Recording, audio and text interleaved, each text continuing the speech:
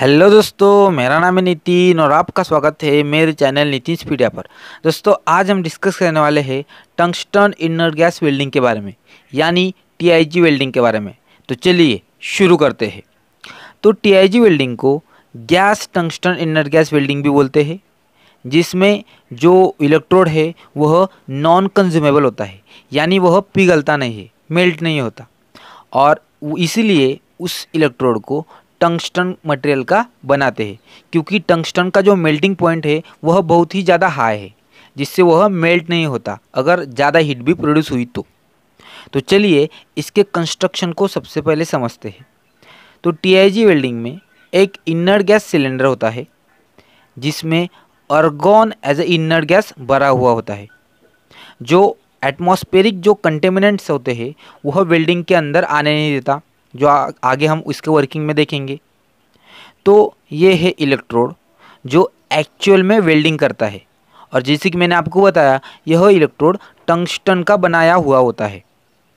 तो इस इलेक्ट्रोड को आर्गन गैस की सप्लाई इस सिलेंडर से इस प्रकार से होती है, एंड यह है डायरेक्ट करंट पावर सप्लाई, जो इलेक्ट्रोड एंड वर्कपीस को पावर सप्लाई करता है।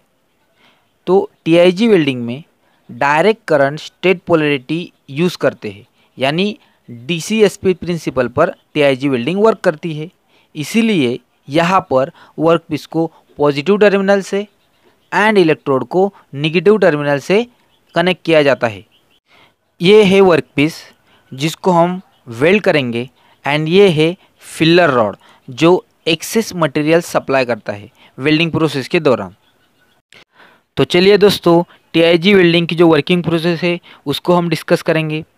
तो क्या होता है ना, जब पावर सप्लाई ऑन होता है तब उसके साथ साथ गैस सप्लाई जो है इनर गैस का जो आर्गन है वो अभी स्टार्ट हो जाता है, जो इस सिलेंडर से इस पाइप के थ्रू इस इलेक्ट्रोड तक आएगा।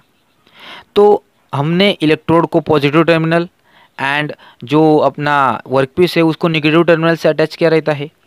तो जब यह टंगस्टन का इलेक्ट्रोड इस वर्कपीस को टच करेगा तब यह पॉजिटिव एंड नेगेटिव इलेक्ट्रॉन जो है वह फ्लो होंगे, जिसकी वजह से इनके दोनों के बीच में, मतलब इलेक्ट्रोड एंड वर्कपीस के बीच में आर्क जनरेट होगी, और उस आर्क का टेम्परेचर बहुत ही ज़्यादा रहता है, और उस टेम्परेचर की वजह से जो वर्कपीस है वह मेल्ट होगा, और उसी मेल्टिंग प्रोसेस की वजह से ही जो वेल्डिंग प्रोसेस है वह उन दोनों वर्कपीस के बीच में परफॉर्म होती है। लेकिन जब यह वेल्डिंग प्रोसेस परफॉर्म होगी तो जो बाहर की एटमॉस्फेयर की एयर है वह उस आर्क के अंदर आ सकती है, जिससे उस वेल्डिंग के अंदर ऑक्साइड जनरेट होगी, जिससे हमारी जो वेल्डिंग है वह स्मूथ एंड क्लीन नहीं होगी, और डिफेक्ट की वजह से उसकी जो स्ट्रेंथ है वह भी कम होगी।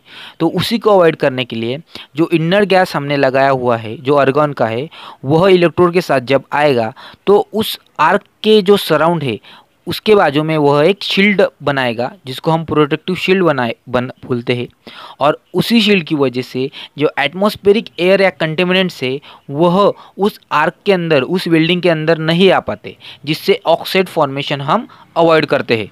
और जब हम ऑक्साइड फॉर्मेशन अवॉइड करते हैं तो हमको क्लीन एंड स्मूथ वेल्डिंग मिलती है, जो बहुत ही ज़्यादा स्ट्रांग होती है। तो दोस्तों, टीआईजी वेल्डिंग की हेल्प से हम एल्यूमिनियम एंड मैग्नीशियम जैसे पुअर वेल्डेबल मटेरियल को भी वेल्ड कर सकते हैं। अगर किसी मटेरियल की थिकनेस 5 mm से कम हुई तो फिलर मटेरियल की रिक्वायरमेंट नहीं होती है, लेकिन 5 mm से ज़्यादा हुई तो हम फिलर मटेरियल जो है उसको इस्तेमाल कर सकते हैं। तो टीआईजी वेल्डिंग जो है वह नॉन फेरस मेटल जो है उसमें हाई क्वालिटी वेल्डिंग प्रोड्यूस करती है। TIG welding specially aerospace, automobile industry में इस्तेमाल की जाती है। तो इस तरह से पूरी की पूरी टीआईजी वेल्डिंग जो है वह काम करती है। तो उम्मीद करता हूँ दोस्तों कि आपको यह वीडियो अच्छी लगी है। अगर वीडियो अच्छा लगा है तो हमारे चैनल को सब्सक्राइब ज़रूर कीजिएगा, और वीडियो देखने के लिए थैंक यू सो मच।